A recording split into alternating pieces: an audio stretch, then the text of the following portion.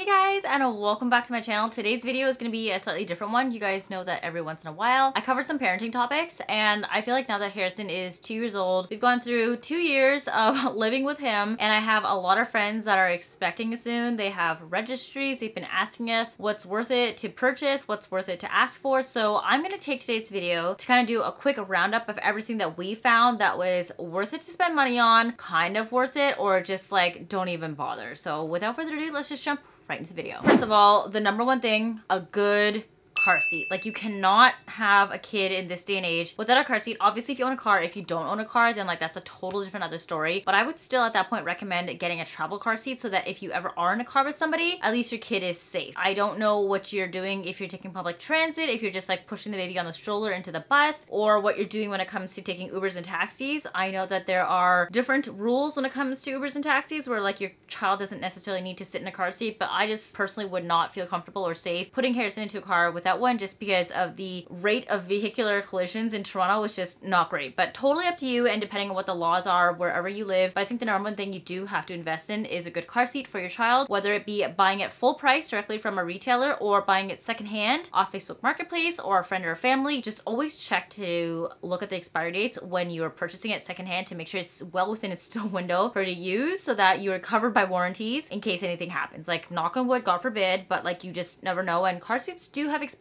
dates if you didn't know that. So check to make sure first before you buy it. Now, do you need to splurge on a car seat? Not necessarily. There's so many phenomenal brands out there. We have the Mesa from the Upper Baby. I know that's a little bit more on the expensive side. As long as you have a car seat, you're set. So I think everybody needs to have a car seat. It is essential to purchase, whether or not you purchase an expensive one or a cheap one or brand new or secondhand. That's totally up to you. If you are waiting out for a specific color, especially when it comes to infant car seats, I would say don't really like wait out for that. If you want to buy a specific brand and it's on sale, then just purchase it, because a lot of the times infant car seats kind of max out once they hit 6 months or when they reach like a certain height or age limit, and then you have to switch to like just like a regular car seat. Infant car seats don't last you that long, so I wouldn't recommend splurging $500–600 on like a really expensive one just for you to have to buy a brand new one 6 months down the road and then you're spending another $500–600. If you can get the brand that you like on sale but not in a specific color you like, then go for that. Or maybe get like a more affordable brand for the first infant few months and then switch to the more expensive brand once your child is a little bit older and they switched into the regular kid car seat. Along car seats, I would say a stroller or a carrier, either or, but you do need some sort of mode of transportation for your child. I know some people love carrying their children, so a stroller doesn't really do anything for them. Personally, Harrison grew really quickly for us, so we didn't really use carriers that much. I'm also not the type of person that likes to have a weight on my front or my back the entire time, so we really loved our stroller. We first started off with the Upper Baby Vista 2 because we weren't sure if we wanted more than one child. In the end, we realized that we do a lot of traveling. We go out and about all day long. The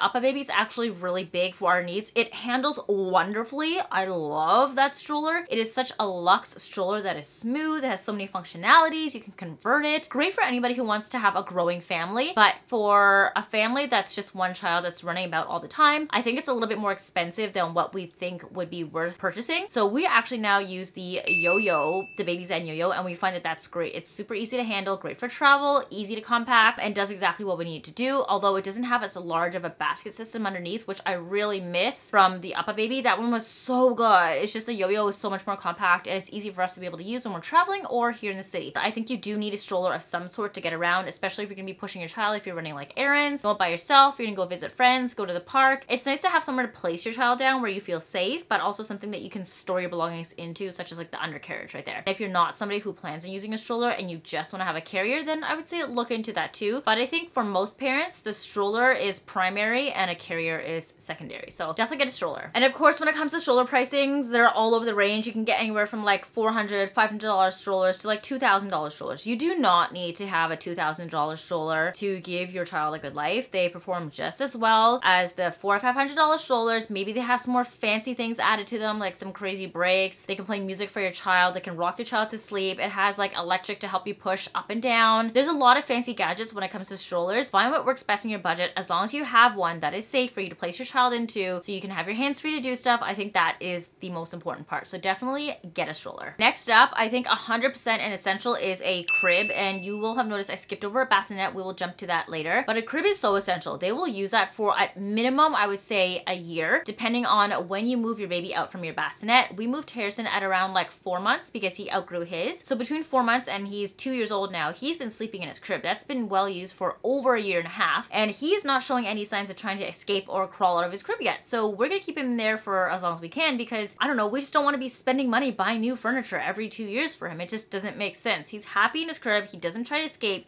He hasn't outgrown it in terms of weight or length. There's no real logical reason to purchase a bed for him besides the fact that we would like him in a bed. Like, if you're approaching it from a logical perspective, he's fine in the crib. He doesn't need to leave anytime soon. We've kept him in this crib. I think he probably has at least another half a year to go at the most before he totally outgrows it or definitely is way too tall and tries to escape. And then at that point, we will begin to consider a bed for him. But in the meantime, a crib is great. Kids stay in them for at least like 2 years long. I think that's realistically like what you need. Next up is a high chair of sorts. Whether it is a portable high chair that you can bring around from house to house, you can attach it to your table, you can attach it to a chair, or you splurge and get a Stoka trip trap. It's totally up to you. IKEA has phenomenal high chairs. I think it's the antelope one that it's like around $30 to $40 with all the attachments, or you can bouge out. Ours happens to be a Charlie Crane one, and I love it. It has its pros and cons. Like, every high chair has their pros and cons, but I would say a high chair itself is non-negotiable. You definitely do want one of those for your kids, especially when they begin to eat solids. You want to make sure they have somewhere that you can place the foods. You can keep an eye on them, go about in your kitchen, prep foods, or keep them next to you at the dining table while you're eating. You don't want a kid like running around, getting food on everything, not eating, playing, and getting distracted all the time. So a high chair is definitely a non-negotiable. Whether or not you want to spend a little bit and go secondhand, or get like a budget-friendly one, or splurge and spend like $500 to $700 on a convertible one, totally up to you. My personal situation financially, I think a convertible one is great because they can use it until they're like teens, or if not even older. I know the Stoka one is phenomenal. There's so many other amazing ones out there as well that advertise that you can literally use a high chair even as an adult as like a stool if you want to keep it around the house. I personally like all my chairs to match, so I don't think I would use it for that long. I would just want all my dining chairs to look the same. But I think a convertible high chair is great because high chairs like the IKEA Antelope one only last so long until the kid grows out of it. They have like the seat in front that's like built in where their legs go through, and you can't remove that after they grow out of the high chair. Once they hit like 3, I don't even know if you can extend it till 4, they can no longer use a high chair, and then you have to buy a booster seat. It's up to you how much you want to spend. High chairs are definitely a valid purchase, and I would really recommend them. Bottles. So if you're planning on feeding your child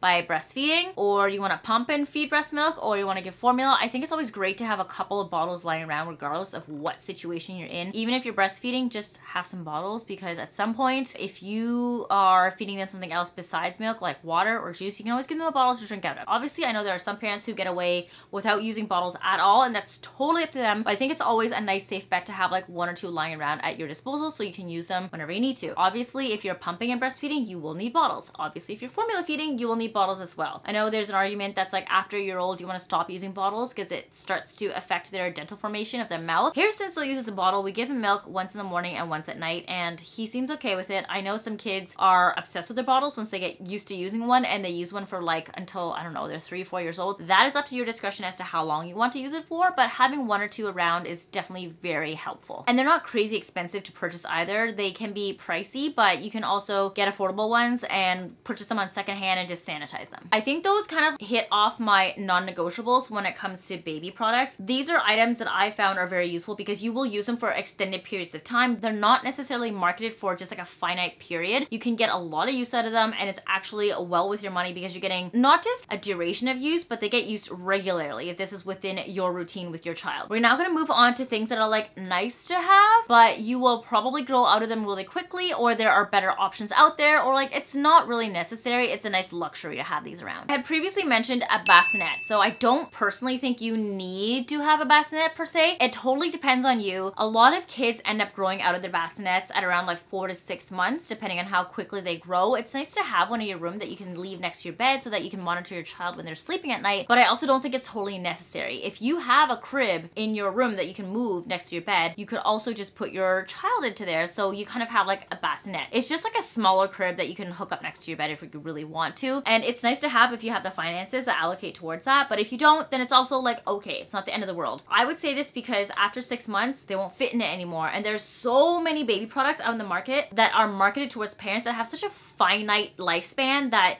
you spend so much money on it and you don't get that much return. So if you do want a bassinet, I would recommend, if you don't really want to spend too much, get it secondhand, get it from a friend, or get like a cheaper one that down the road you won't feel regret that you spent that much on one. I would say the best option is to ask family members or friends who no longer have like infants, their kids are grown up, if they still have a bassinet lying around so that you can borrow from them, or even take it and then give it off to somebody else afterwards. Like after 6 months, when that time passes, you will realize how quickly time flew by and how short that product lived its lifespan. And then you're gonna start to wonder yourself, like, why did I spend this much money on this? So like a bassinet is a prime example of that. Definitely give it up whenever you need to and get a secondhand if you can, or just don't splurge on it because I think it's just way too expensive for what they are. On that note, I personally, this is for my case, would say a rocking chair is nice to have. It's not a need to have. I know everybody harps on and on about how rocking chairs are phenomenal for helping you put and soothe the baby to sleep. Not every child needs or likes a rocking chair. I'm also the type of person that gets really nauseous and sick when I'm on the rocking chair, like that rocking motion back and forth. So I personally was very like vehemently against it. I had a lot of family members put pressure on me saying that, like, you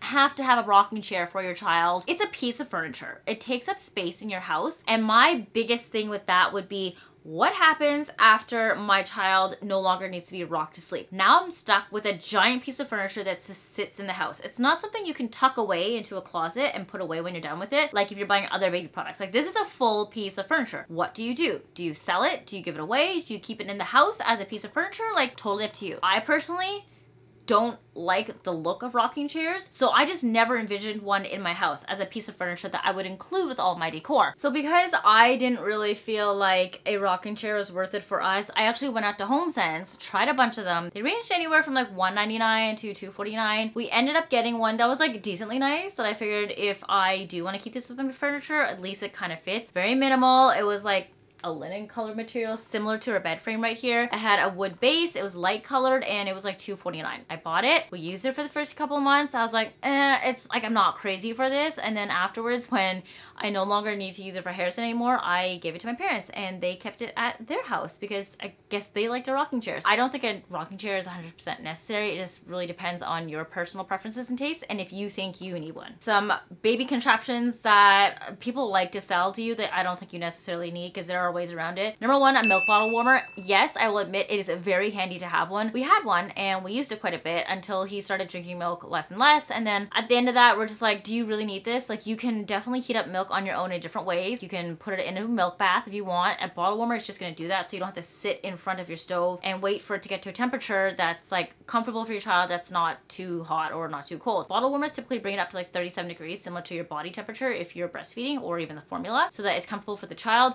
But to be honest, for us, we actually found it way easier to train Harrison to just drink his milk cold, so that if we were out and about, like say we took him out to a restaurant with some friends or to go watch a movie or to hang out at someone else's house, we wouldn't have to rely on heating up his milk all the time. So if you have the ability to train your kid to drink cold milk, like, I mean, why not? There are no studies that prove that warm versus cold milk are necessarily better for your child. It might just be easier for some kids to drink hot/warm milk versus cold. Harrison had no issues with cold, so we continued with that, and I did not want to set a precedent with him that he could only drink hot milk, so that if we were out, he would refuse cold milk, and I found that really helped us a lot. So I would say you don't need to invest in that. If you want to, you can. At the end of the day, there are other ways to heat up your milk, and if you can train your child to drink cold milk, power to you. Okay, along the lines with that is also a sanitizer. Yes, we had one, and I will admit it was very helpful. I could just run it without having to think about anything. It heats all of your products up on its own. It like cools it down and dries it, so you just like put it in, plug it into the wall, and let it run. However, there's a lot of maintenance that goes into it. You do need to use distilled water. That is a headache to purchase. It's not the most expensive, but you always have to keep buying it, and it uses up so much. Then you have to still clean the calcium deposits in your sanitizer, because even though you're using distilled water,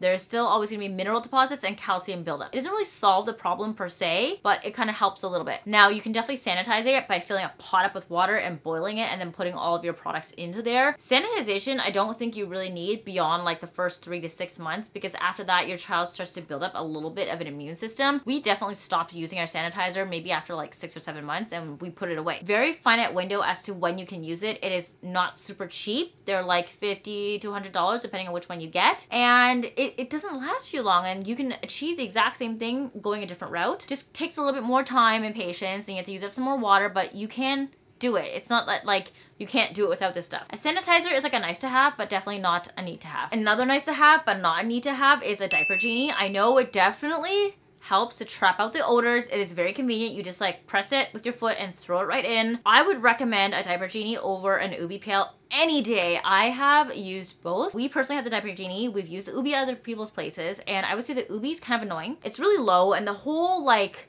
shtick with the Ubis that you can use any bag that you want, which is great in theory. However, if you're using plastic bags that you get from the grocery store, that means it's like small and you're gonna have to frequently rechange it out all the time, which is like, yes, it's more economical because you're not having to purchase like exclusively designed bags for that garbage. However, it's really low to the ground, so you have to bend down all the time to put it in. You're constantly changing it out at least like once every few days, especially if your child goes through a lot of diapers in the day. I don't find that it actually locks and smell. The biggest problem for me that I found was like a safety issue with the fact that like the Ubi locks so the kids can't get to it, so it kind of turns into like a two-hand mechanism to unlock it and then open it up and then throw in your diaper. If you have a child that's like squirming around and you're trying to do stuff, you can't keep one hand on the child to keep them still as you're throwing out the diaper. It's just not really feasible. Some would argue that you can just throw the diaper afterwards when you're done and you put your child down on the ground, but I want something that's quick and easy to use, which was the Diaper Genie. We just like kick it with our foot, it opens up, you toss it in, and you're done. Between the two, I prefer Diaper Genie. However, the two of them are, again, nice to have, not a need to have. If you like the concept of using your own bags for your diapers, which is what the Ubi does, you can literally just do that by yourself at home. Yes, it does trap in the odor a little bit, but if you are just throwing out the bags frequently enough, or you have a garbage can outside that you can access easily to dump your diapers into so that the smell's not inside of the house, then you can achieve that too. These are definitely nice to haves, but not need to haves. So another thing that I think is like a nice to have is a changing pad in your house. There are a lot of brands out there like the Kikaru or like the Peanut where they create the silicone changing pads that sit on top of like a changing table or a dresser. I don't personally think you really need those, although it is a nice to have because the silicone ones especially, it's easy to wipe it off, especially if your child has an accident. They're kind of like waterproof. My problem with these is that your child will very quickly outgrow these to the point where you're spending $200. I don't even know how much the Peanut costs. It's pricey and you can't use it after like 6 to 9 months. Okay, where are you going to change your child now if you wanted to change your child on your top of your dresser for that long? You can always get like a flat pad and change your child on there. Like when you're out and about at a mall, none of the change tops have cushioning on them. You buy a travel change pad and just use it there. If you want to cut down on costs, you can just purchase a travel change pad. Use the same thing at home on top of a dresser as you would when you're out and about. I know some people want to make their kids comfortable, but like guys, you're changing your child up there for like what, 10 minutes at the absolute max? It's not like you're sleeping them on a hard surface overnight for hours and hours. You could cut out the change pad and just use a travel change pad, nice and easy. You don't have to spend too much on it. It does double duty for both at home and when you're out. All right, the other thing that I think is nice to have, but not a necessity, is all the newborn stuff. Fancy clothes and shoes. A lot of the time, your newborn is gonna be going through so many clothes between like accidents or just getting dirty that you don't wanna get them nice stuff. Just like easy, simple things that you can change them in and out of. And I wouldn't even recommend getting like too much stuff because they grow through the newborn phase so quickly. Just get a couple here and there. If you really want socks, get some like booties. Kids aren't walking anyways, and having stiff shoes on your child's feet is actually not great for their physical development. So I would recommend like a pair of slippers to keep their feet warm in the wintertime. A couple onesies here that you can rotate, like simple colors, nothing too expensive because they will grow out of them like this before you know it, and then you can be spending more on more clothes again. The other thing I would say that is nice to have is like a swaddle, depending on what kind you want, like a fabric or a wraparound swaddle. Just consult with yourself and see which one works best. I find that most kids end up like not really being swaddled anymore by like 1 year old because they lose their moral reflex and they are like freely sleeping in their bed all the time. Up to you. I wouldn't splurge on the swaddles and get like a whole ton of them or like crazy fancy ones. Get them one at a time as they suit your needs. I think like 4 or 5 for a newborn is good because you can rotate through them. If they have accidents, you can take a dirty one, throw into the wash, and get a new one at night. And then they're also great as like mattress liners if you need to just put a layer down. You don't have to buy a proper real expensive sheet for it. And then if you really need some of the swaddles that like wrap their arms around with like Velcro, that's easier to use than wrapping a blanket. Totally up to you. I just wouldn't splurge and buy like 5 or 6 of them. Get like one at a time. If it doesn't work for you, then move on to the next one until you find one that does work. And then like bibs and birth cloths. I think birth cloths are fine. You can get them. They're nice, but you can also just use a towel. Birth cloths are pretty much used for maybe, I would say like the first 6 to 9 months. And then after that, they just kind of hang around your house. They're cute. I mean, they have nice prints on them, but like, am I using a birth cloth for a towel in the house? Not really. You can just use like a really soft microfiber cloth or like a tea towel that you already have existing. And then after the baby's done and outgrows it, you can use it for another purpose. My main issue with a lot of baby products is that they have like a one specific specific use case scenario, and they have such a finite time that after you're done using it, it can't be repurposed to anything else. Use things that you already have existing around your house for your kid if you want to cut down on costs and save money. And then another one that's like nice to have would be a baby bathtub. It's really hard to give your baby a bath without something that like kind of is smaller for them. But when I was younger, my parents literally just put me into like a plastic tub. It wasn't like a fancy bath or anything, and they just sat in the bath with me, put me on their legs, and just bathed me like that. So like, yes, you can get a baby bathtub. They're not cheap, mind you. I thought they'd be like actually relatively affordable, like $30. No,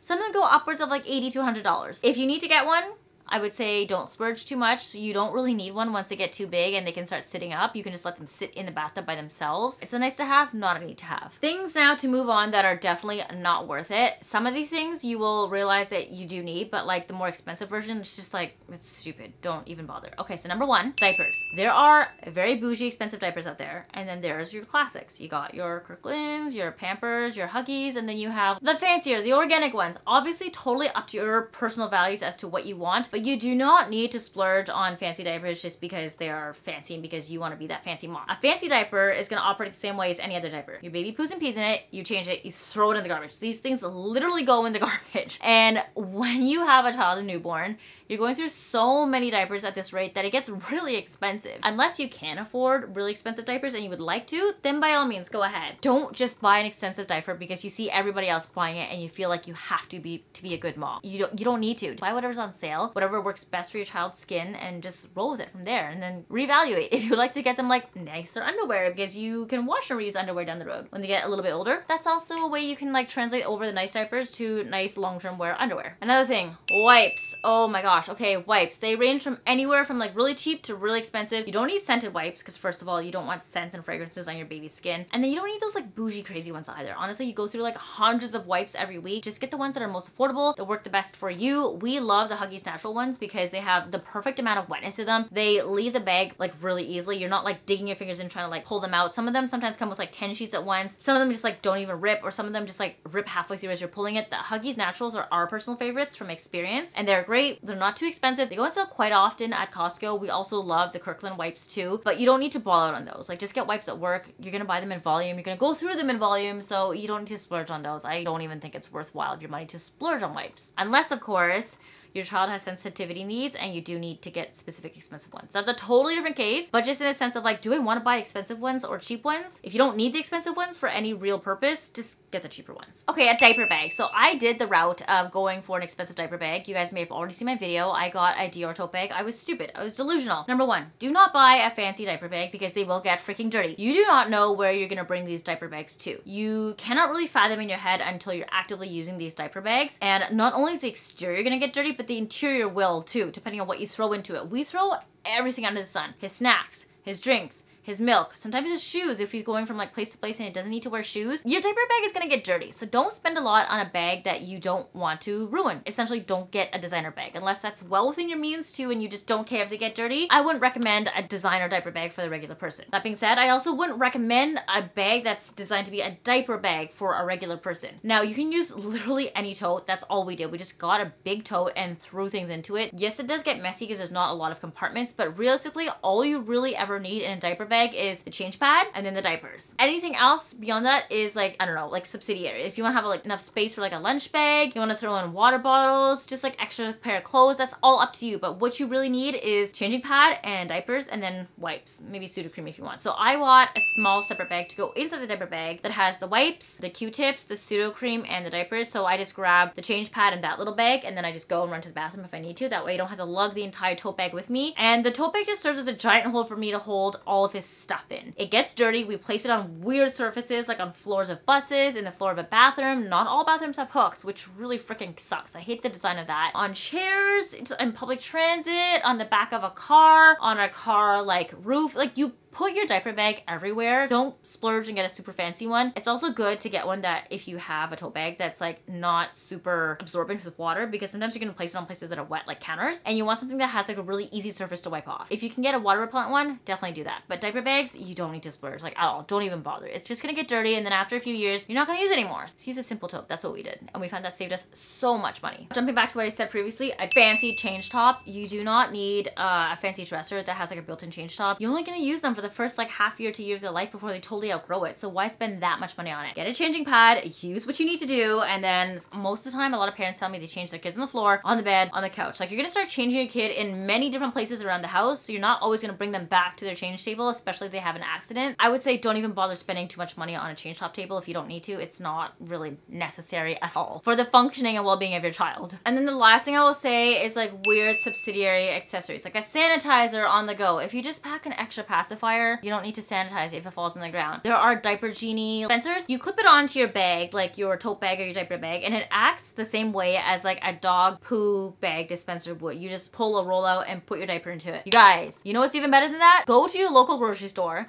get a bunch of produce bags, rip them off and throw them into your diaper bag, and then just use that whenever you need to. If you're out and you need to throw away a diaper, take off one of those produce bags, throw your diaper in it, tie it up in a knot, and you're solid. Why are you spending money on this little contraption and buying specific bags that fit into that when you can just buy that? If you have a pet, just bring a roll of doggy poo bags. You're perfectly within your right mind to use those. You don't need to spend extra money for other stuff that's like totally unnecessary. And then of course, if you're out, I just throw it into a garbage can so you don't have to lug around the diaper all the time. We only ever use those bags with us when we're out somewhere that doesn't have a garbage can, we're at a friend's house and they don't have kids, and I don't want to leave a poop diaper in their house. So we have to throw it into a car. So we put it in the bag to seal the smell, and then we bring it home and dispose of it in our Diaper Genie. What also really works well are milk bags. If you live in Canada, then you'll know that our milk comes in bags sometimes. If you buy one of those like big plastic bags with 3 bags of milk inside, I just use the exterior plastic bag to throw diapers into. It's nice and thick. You can't really see the diaper inside, so it's not as like obvious that there's a diaper there if you're carrying it around, and it just works perfectly fine. That just about wraps up my video on like what is worthwhile to purchase and what is not when it comes to kids. I hope you guys found this helpful. I feel like I may strike a chord with this video. I know some people have very opinionated reviews as to like what's worth it and what's not, so I would love to hear your thoughts, and if you agreed with me or if you totally disagree on any of these items. I know for myself, a lot of times when it comes to kids, it's not that I don't want to spoil Harrison. I would love to spoil him. I would love to give him other opportunities such as like experiences, paying for him to go hang out with friends, going on trips, things that he can use from a day-to-day. But a lot of the stuff that is marketed to parents for kids is totally unnecessary. You can't use them for long and they just like suck money out of you. That I feel like this would help anybody who feels like I'm a bad mom if I don't buy the best of the best for my child. You really don't need all of that. But again, if you can afford it and you would love to, power to you. I just think for everybody else, these are a list of things that are ranking from very necessary and worthwhile spending your money on to things that are just straight up not necessary and garbage that are marketed towards parents. I hope this helps anybody out there that is putting together their registry. Obviously in your registry, ask for fun things that you probably wouldn't want to spend for yourself, that you would just like to try, and then obviously for yourself afterwards. Hopefully this list help you to narrow down like what you do or don't need to buy for your child. Let me know if you guys found it helpful, and if you do enjoy this kind of parenting content. I don't feel like I've posted a lot of parenting stuff recently. Let me know if you guys would like to see more of that type of content. Otherwise, feel free to always DM me on Instagram or on TikTok. I'm always there and happy to answer your questions as to what we recommend and what we don't. I hope you guys enjoyed this video and you are subscribed. That way you get notified every single time I post up a brand new video. Otherwise, I will see you guys in the next video. Have an amazing week. Love you. Bye.